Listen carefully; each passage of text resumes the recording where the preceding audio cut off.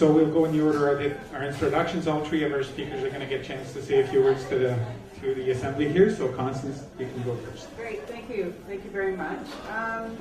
So at the park board level, I think what I would say my passion is very much childcare, food programs, and equality. And what I've found in the last 3 years is one thing I keep hearing over and over is that childcare is not a core in our mandate, which I disagree with. So I have worked diligently with school board and with city as well as provincial and as much of federal level to bring the fact that our childcare in this province is just very much struggling. And that I think that if you show me one community center that we do not do childcare in, I will consider that it is not a core. So it is something that we have lost many spaces. Perfect example was the children out at Champlain, and we lost 62 spaces because of the fact that the association decided they didn't want to do childcare anymore. So what I would like to do, I have decided to run again, and we now have a joint council on childcare, which I sit on, and what I'm hoping to do is revisit the mandate at the park board to create a new mandate that has childcare as one of its main cores. I think also food programs in the east side especially are extremely important. Strathcona and this community center is an example. Strathcona feeds 200 children a breakfast program every single day. So what I'm noticing at the park board level is many years ago when these mandates were created, I think moms were at home with their kids, with their children. They were able to, stay home with their families, whereas now they're working 2 and 3 jobs. You have single parent homes. We're not in a position to not realize the necessity of this programming. I think a perfect example of the changes are you've got 3 women, elected officials, all a different color. 20, 30, 40 years ago, that wouldn't even have existed. So in itself is huge. It shows the change. I think women have a very strong voice. I think we have an opportunity to really stand our ground, bring to the forefront what those changes are, revisit the mandates, and I speak at the park board level, and really listen to the community, what those needs within the community are, and bring them to the forefront so it's top of mind, reevaluate what we're doing, where the monies are being allocated, and look at what we need to be doing better at the park board level. So I also sit on the LGBTQ committee, which is a newly formed committee as well through the city, as well as the accessibility and disability committee, because I've actually went upstairs and the first question I'm thinking is if you had a walker or if you had a disability or a chair, how would you be getting into these rooms? So these are other things that the park board needs to be looking at, making sure that all of the facilities that we are now building, or maybe we need to relook and reevaluate how we are creating and building programming and the facilities themselves, everything from community centers to golf courses to swimming pools to skating rinks. That's all within our mandate. So those are things that are very passionate to me. Hopefully you'll have some questions, some nice calm questions regarding those issues, and I'd be happy to answer. Thank you very much.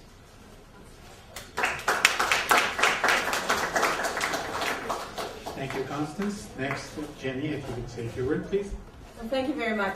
First of all, thank you to the organizers. I know they worked really hard to actually put this day together. And so this panel today, of course, is about political apathy.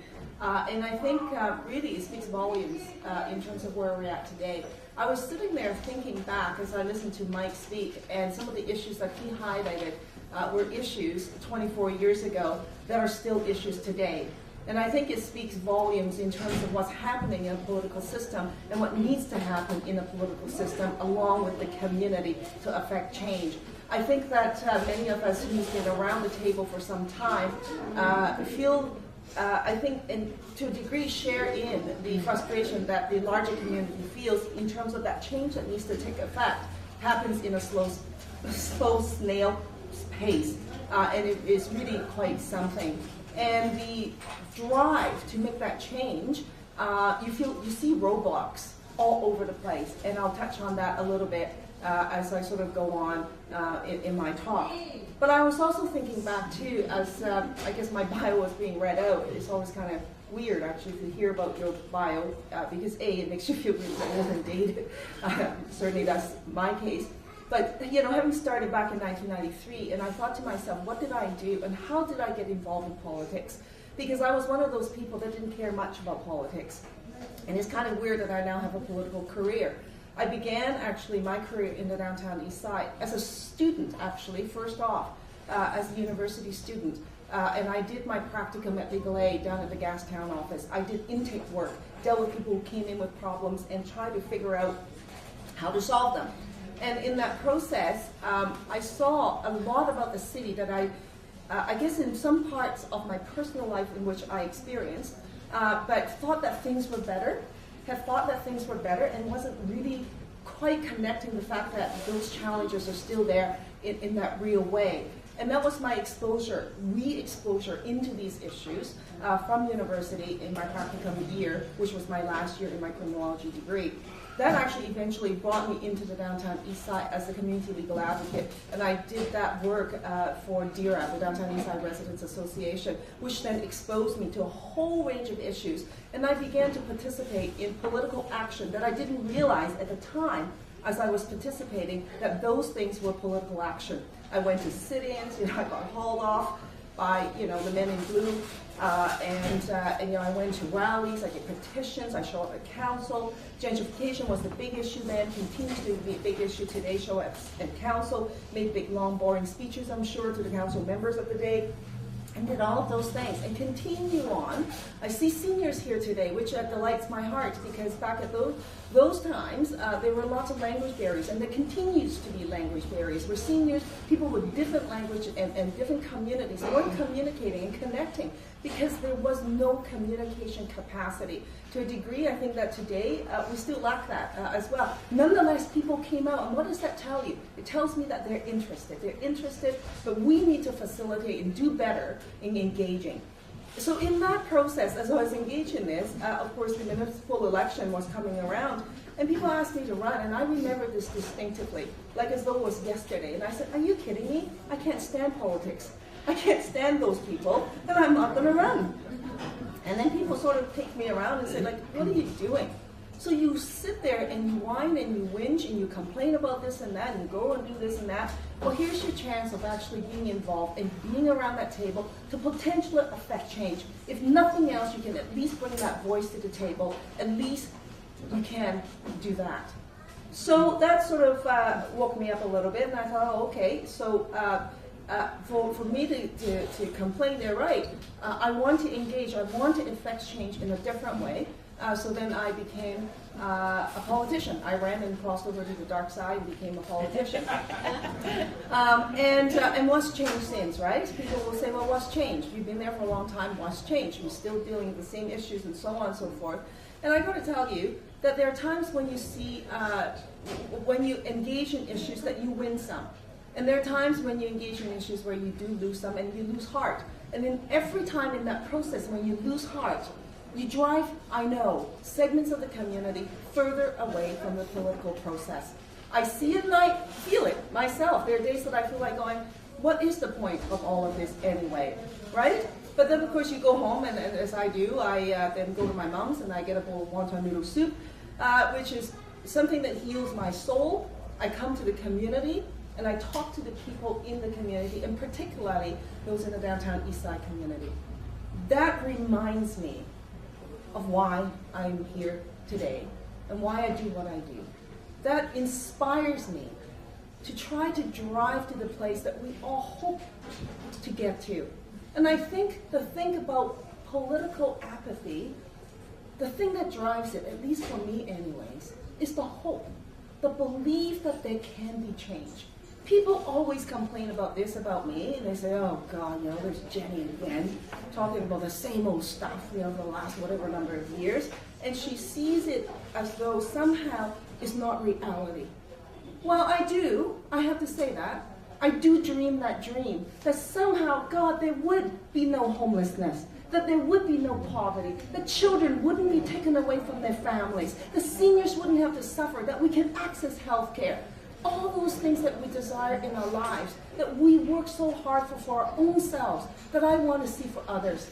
That's the dream that my parents lived as immigrants when they moved here, when they made the big move back in 1975 and brought the family of 8 over here, where we lived in a basement suite of 600 square feet amongst all 8 of us.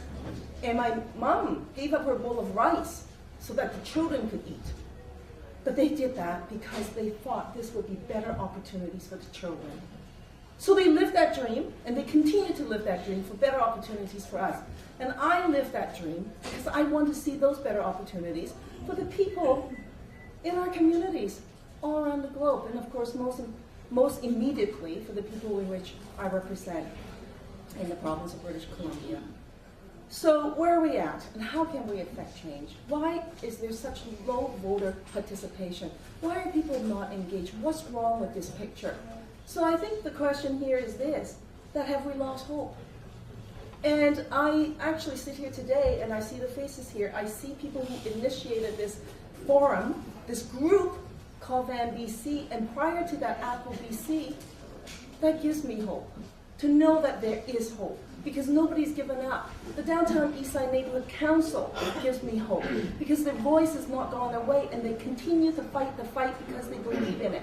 The Aboriginal communities fight. The woman, the mother, I think it was you, was it? Somebody who asked the question to say, how this is not acceptable in terms of what's happening in my community, and I'm going to fight that fight, and I'm going to ask those hard-edged questions. That gives me hope. Because it is when we have that fight that we can make the change. And it's when we don't participate and we pack up and go home and say, what is the point? Then there is no hope. Then there is no change.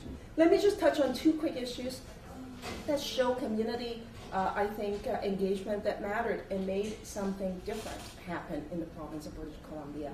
One is the HST, right? When the harmonized sales tax was brought in, everybody just thought it is the way it is. There's nothing you can do about it. What's the point? The initiative exercise, that whole signing, petitioning exercise, which I spent many, many evenings and weekends getting signatures. People said, what's the point? Is it ever going to pass? Guess what? It passed.